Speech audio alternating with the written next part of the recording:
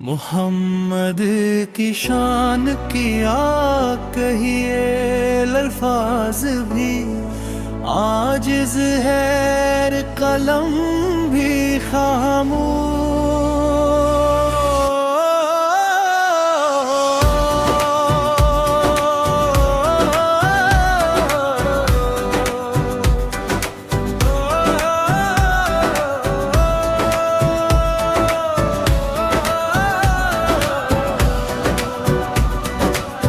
और कलम भी खामोश रअम आपके आलम शफीए उम्मतेर खातमन नबीन है।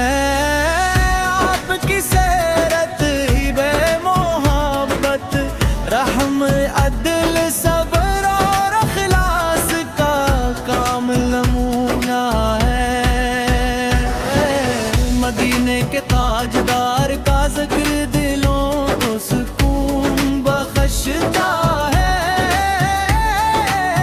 और आप पर दुरूदो सलाम पढ़ने से ईमान ताज़ा हो जाता है। आपकी महबत हर मुसलमान के दिल का सबसे कीमती सरमाया है।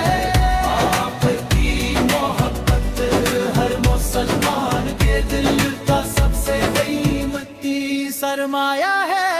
वक्त मोहम्मद की शान का आलम बयान कैसे करूं, लिफ्स सब खामोश हैं, मैं बयान कैसे करूं।